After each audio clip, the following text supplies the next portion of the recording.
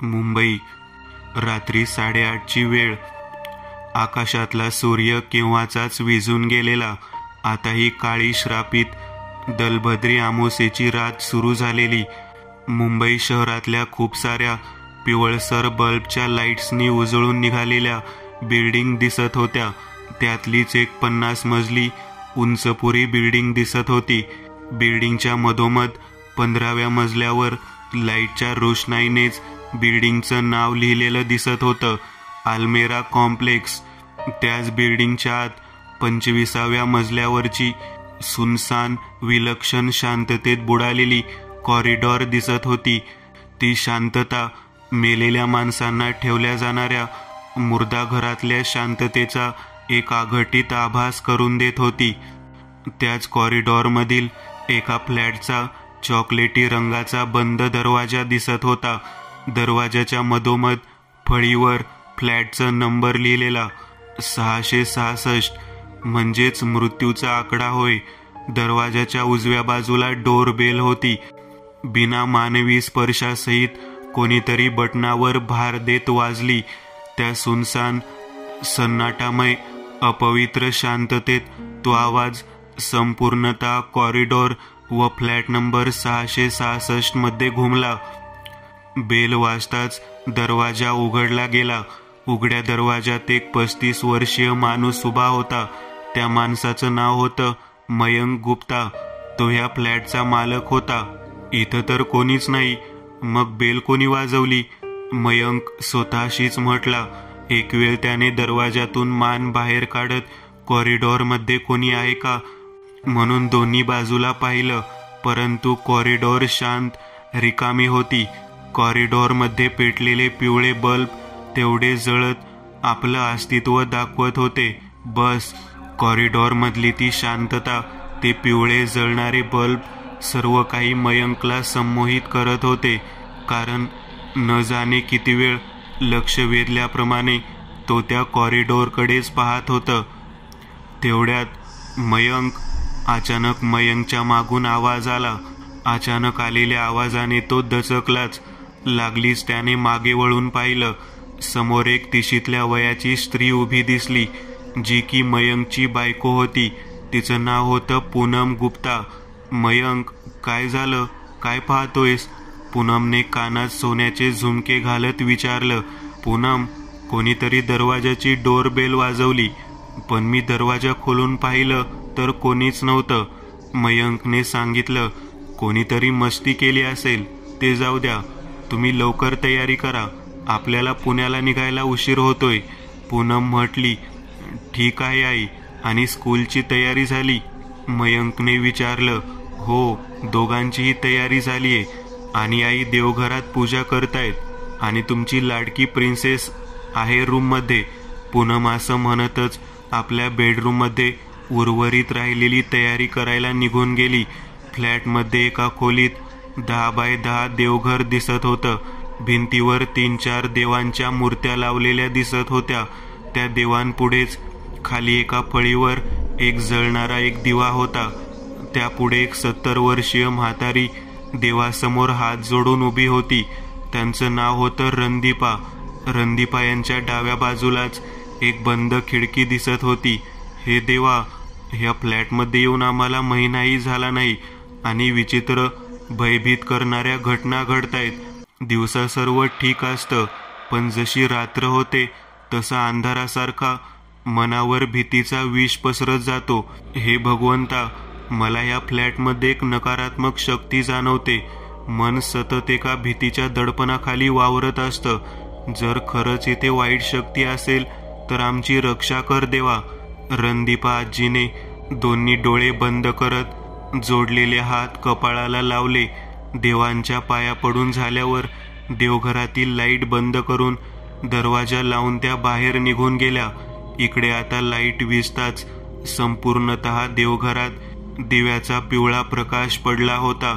त्या पिवळ्या मळब दुःखी प्रकाशात देवाऱ्यातले भिंतीवरचे देव नाखुश, बेसूर, शक्तिहीन दिसत होते. तोच बाजूच्या उघड्या खिडकीची एक झाप भयंकर कर असा आवाज करत उघडली व एक हवेचा झोत चेटकिनीसारखा खी खी खिदळत हसत आत आला व तो देवांसमोर जळणारा दिवा विझवून गेला. दिव्याच्या वातीवरून नागमोडी वाफ सळसळताना दिसू लागली. संपूर्णतः देवघर काळ्या विनाशी अंधाराच्या मुखात सामावलं गेलं. जणू गुप्ता परिवारावर काहीतरी संकट ओढवणार होतं. मयंकने आपल्या फ्लॅटच्या दरवाजाला टाळा लावला, चावी खिशात ठेवली. मयंकच्या बाजूलाच त्याची आई रणदीपाजी, बायको पूनम आणि एकुलती एक 10 वर्षीय मुलगी रकुल उभी होती. टाळा लावून झाल्यावर दोघेही जण लिफ्ट मार्फत खालच्या फ्लोअरवर आले. तुम्ही सर्व सोसायटी ग्राउंडमध्ये थांबा, तोपर्यंत मी पार्किंगमधून आपली गाडी घेऊन येतो, मयंक आपल्या फॅमिलीला उद्देशून म्हटला व सोसायटीच्या मागच्या बाजूला पार्किंगच्या दिशेने निघून गेला. पूनम, रकुल आणि तिची आजी तिघीही जणी सोसायटीच्या कंपाऊंडमध्ये उभ्या होत्या. सोसायटी असूनही आजूबाजूला एक विलक्षण मन खाणारी सुन्न अशी भकास शांतता पसरली होती. जणू सोसायटीत कोणी मेलं असावं आणि सर्व सोसायटीची माणसं मैताच्या घरी जमली असावी. मयंक त्यांची गाडी पार्कमधून घेऊन बाहेर आला. त्याने गाडी या तिघांसमोर थांबवली. ड्रायव्हरच्या बाजूच्या सीटवर पूनम बसली. मागे रणदीपा आजी व तिची नात रकुल बसली. चला निघूयात, मयंकने असं म्हणतच गाडीचा क्लच वर पाय देत गिअर शिफ्ट केलं. मग एक्सिलेटरवर पाय दिलं. गाडी मागच्या सायलेन्सरमधून काळा धूर सोडत सोसायटीच्या गेटमधून बाहेर पडत निघून जाऊ लागली.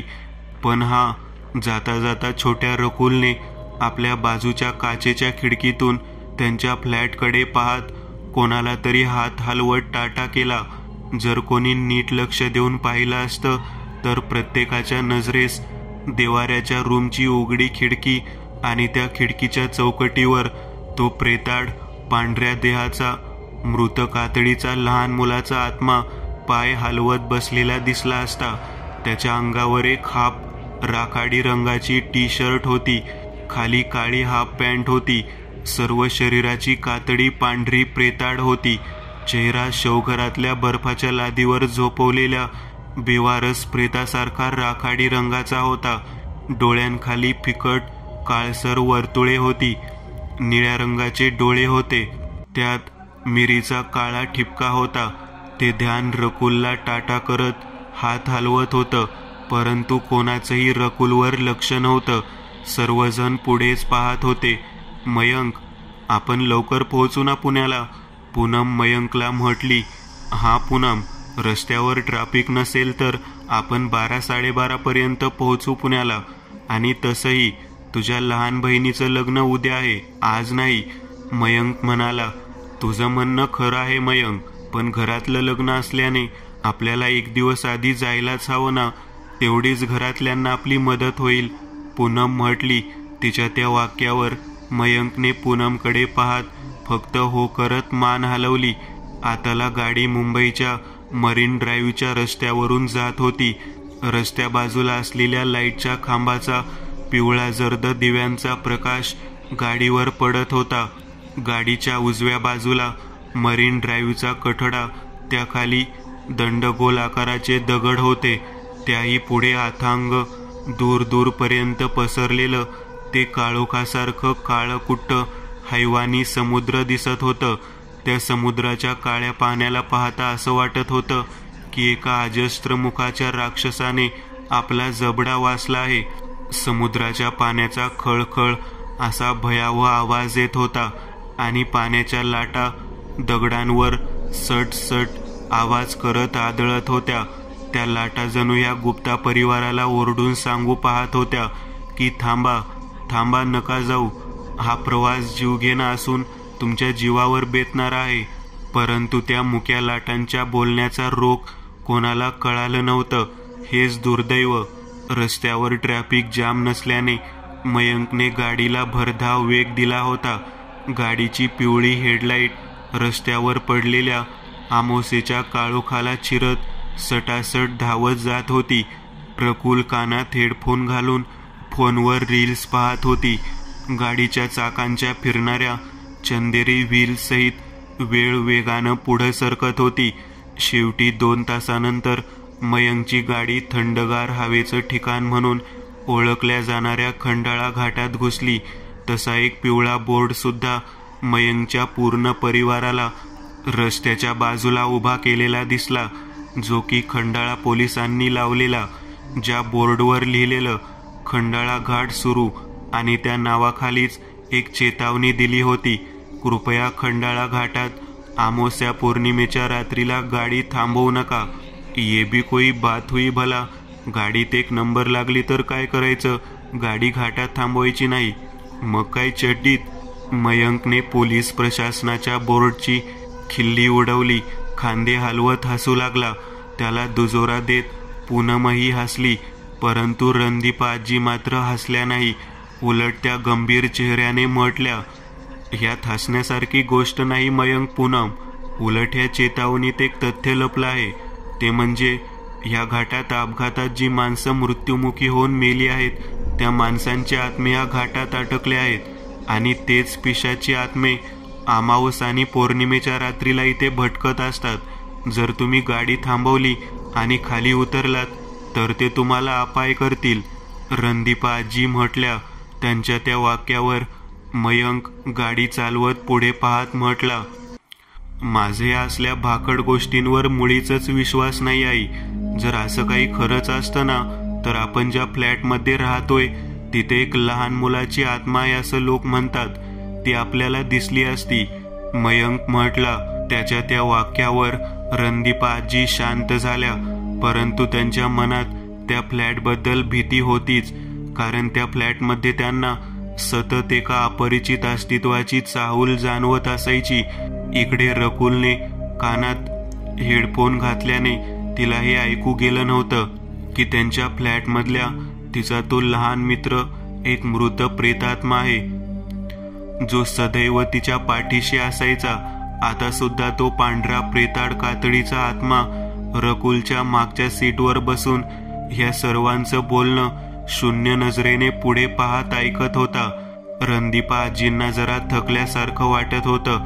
मनाला सतत आपल्या मागे कोणीतरी असल्याची अनाहूत चाहूल लागत होती.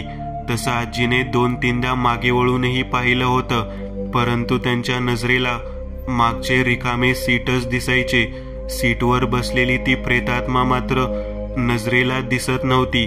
शेवटी रणदीपा आजींनी थकल्यासारखं वाटत असल्याने डोळे मिटले व जागेवर झोपी गेल्या. खंडाळा घाटातल्या नागमोडी वळणांच्या रस्त्यावर पांढरट रंगाचं धुकं पसरलं होतं. रस्त्याच्या एके बाजूला काळी कुट्ट झाडी दिसत होती, तर बाजूलाच खोल दरी होती. त्या दरीत माणूस पडला तर त्याच्या शरीराचं हाडही सापडणार नाही, अशी ती खोल मृत्यूची दरी होती. जंगलातून रातकीटकांची किरकिर, कुठे कावळा ओरडत होता तर कुठे घुबड घुतकारत होती, तर मध्येच भुकेजलेला नरलांडगा भेसूर क्रूरतार्थ आवाजात ओरडत होता. ह्या सर्वांचा मिश्रित भयावह आवाज हवा आपल्यासोबत वाहून घेऊन जात होती. पूनमने आपल्या घड्याळात वेळ पाहिली. 12 वाजले होते. गाडी खंडाळ्याच्या नागमोडी रस्त्यावर साचलेल्या आत्म्यासारख्या सफेद धुक्यातून अलगद आरपार होत पुढे जात होती. 11 वाजलेत मयंक. पूनम मयंकला म्हणाली. हा म्हणजे अर्ध्या 1 तासात आपण पुण्याला पोहोचू. मयंकने पूनमकडे पाहिलं, मग पुन्हा समोर पाहिलं. ठीक आहे, मग मी जरा झोपते, पुणे आल्यावर मला उठव, पूनम म्हटली. तिने डोकं सीटवर टेकवलं व डोळे बंद केले. मागच्या सीटवर रकुलचा सुद्धा फोनमध्ये रील्स पाहता पाहता डोळा लागायला सुरुवात झाली व ती सुद्धा झोपी गेली. आता गाडीत फक्त एकटा मयंक जागा होता. त्याच्या जोडीला कोणी सोबत असेल तर ती होती भकास शांतता.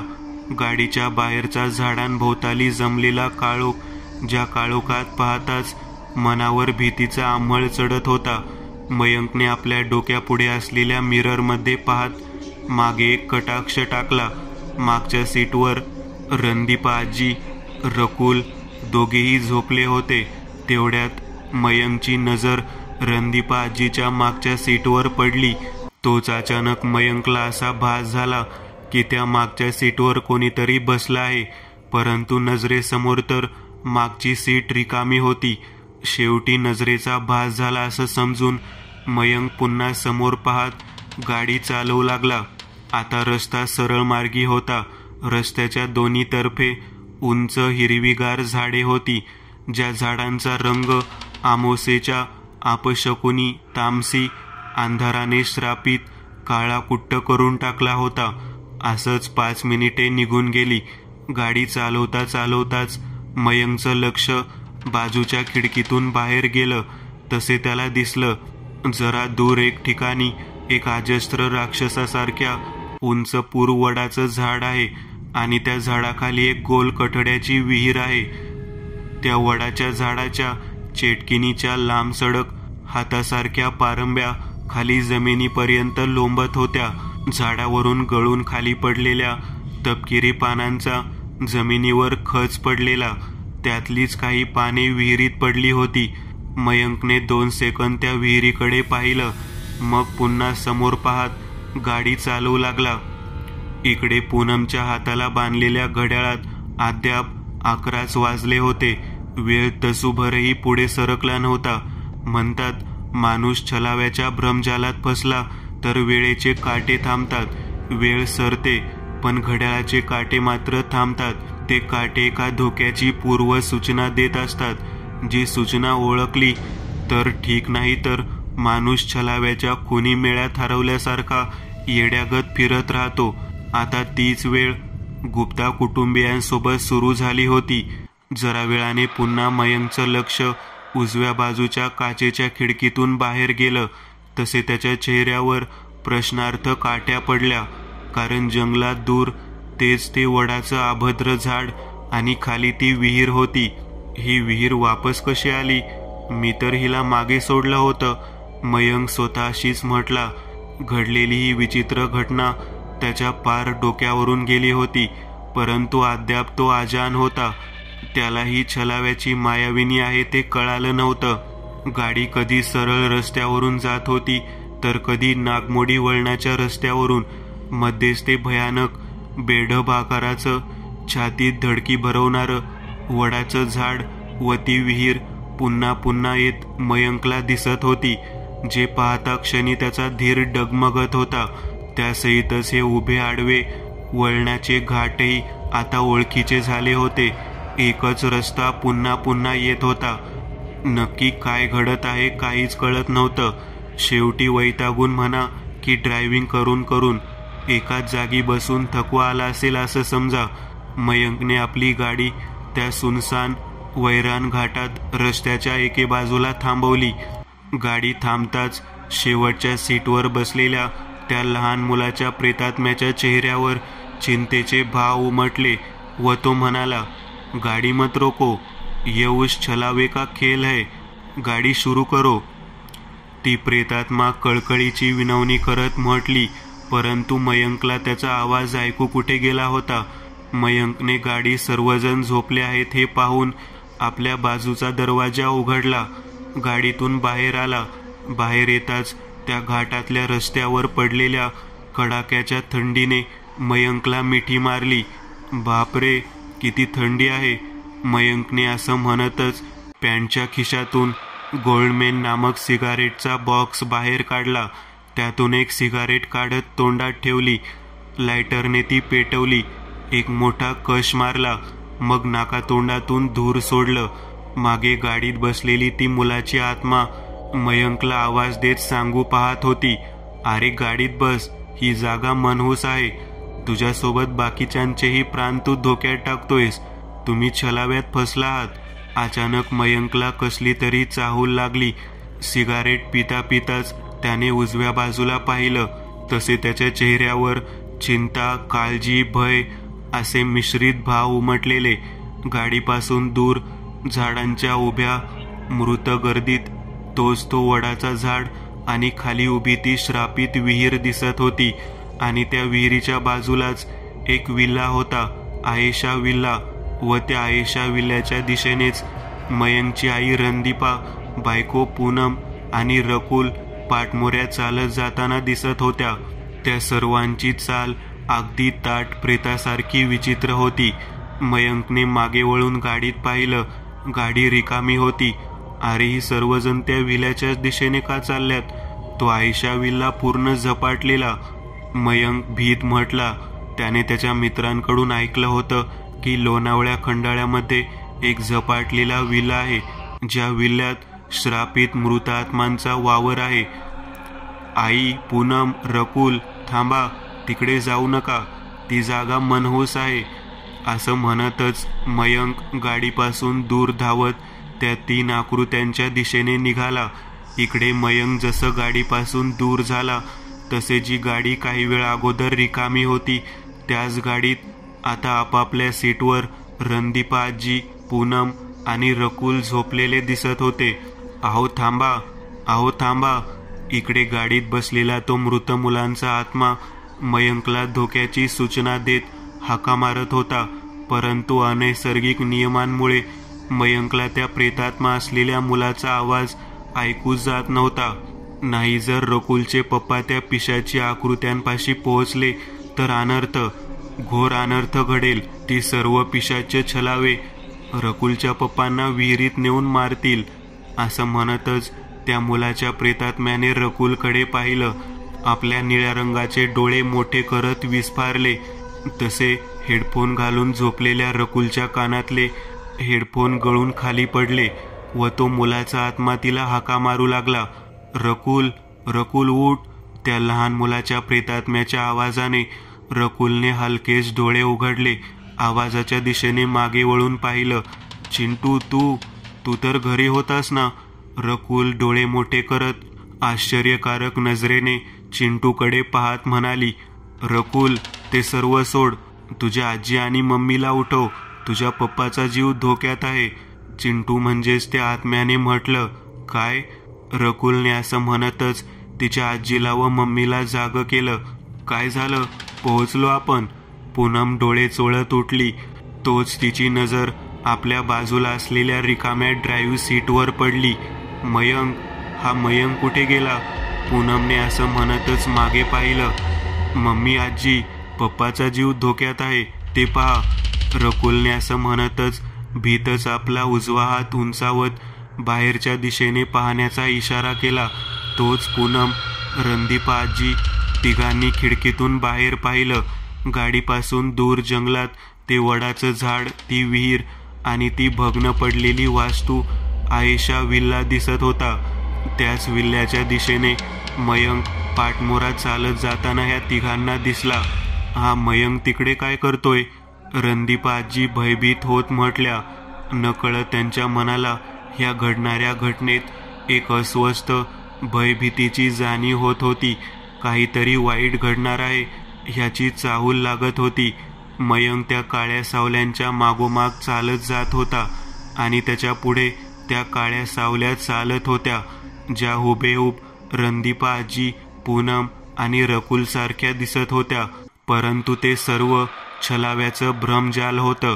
त्या सावल्या विहिरीपाशी चालत आल्या. विहिरीच्या कठड्यावर चढल्या. आई, पूनम, रकुल, काय करताय तुम्ही? थांबा. मयंक अस्वस्थ, काळजी, भयभीत होत ओरडला. तोच त्या काळ्या सावल्यांनी विहिरीत एका पाठोपाठ उड्या घेतल्या. नाही. मयंक मोठ्याने ओरडत विहिरीच्या कठड्यापाशी आला. त्याने लागलीच विहिरीत वाकून पाहिलं, परंतु त्या विहिरीत कोणीच नव्हतं. साधं पाणी सुद्धा नव्हतं. विहीर पूर्णतः रिकामी होती. मयंकच्या अंगावर भीतीचा ताप चढला. डोळे विस्फारले जात भयाने दातखिळी बसली. दात कटकट आवाज करत वाजू लागले. सर्व शरीर कापरं भरल्यासारखं थरथरू लागलं. घडलेला प्रकार विचित्र, अकल्पनीय, भूताटकी आहे हे त्याला कळून चुकलं. तोच अचानक त्याच्या खांद्यावर एक हात पडला. ह्या अचानक खांद्यावर पडलेल्या हाताने मयंकने आवाज करत भ्यायलेल्या चेहऱ्याने गरकन वळून मागे पाहिलं. तसे त्याला आपल्या नजरेसमोर रणदीपा आजी, पूनम आणि छोटू रकुल उभी दिसली. मयंक, तू इथे काय करतोयस बाळा? आणि इतकं घाबरलेला आहेस का? काय झालं? रणदीपा आजीने विचारलं.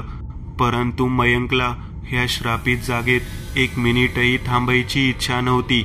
सगळं सांगतो, आधी गाडीत चला, ही जागा मनहूस धोकादायक आहे, चला, मयंक म्हटला. त्याने रकुलला उचलून घेतलं व सर्वजण धावतच गाडीपाशी आले. गाडीत बसले. गाडीत बसताच मयंकने गाडीची चावी पिळली. घर असा आवाज होत गाडीचं इंजिन सुरू झालं. तेवढ्यात मयंकचं लक्ष पुन्हा त्या विहिरीकडे गेले. विहिरीच्या आतून पिवळसर रंगाचा मंद असा प्रकाश बाहेर पडत होता.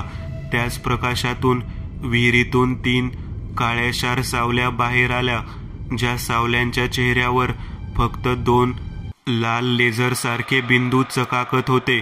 त्या 3 काळ्या सावल्या वेगानं धावत मयंकच्या गाडीच्या दिशेने येऊ लागले, जे पाहून गाडीत बसलेल्या सर्वांची आत्मा चळाचळा कापून उठली. रकुल! रकुलच्या कानांवर आवाज पडला. तिने मागे वळून पाहिलं. मागे लहान प्रेतात्मा चिंटू बसलेला. तुझ्या पप्पाला सांग, गाडी सुरू कर. तो छलावा तुमच्या गाडीपर्यंत पोहोचायला नको. चिंटूच्या वाक्यावर रकुलने फक्त होकारार्थी मान हलवली व म्हटली, पप्पा चला, तो छलावा गाडीपर्यंत पोहोचायला नको. रकुलच्या वाक्यावर सर्वांनी आश्चर्यकारक नजरेने तिच्याकडे पाहिलं, कारण 10 वर्षाची रकुल, तिच्या तोंडून छलावा, भूताचे बोल वगैरे निघणं फार आश्चर्यकारक होतं.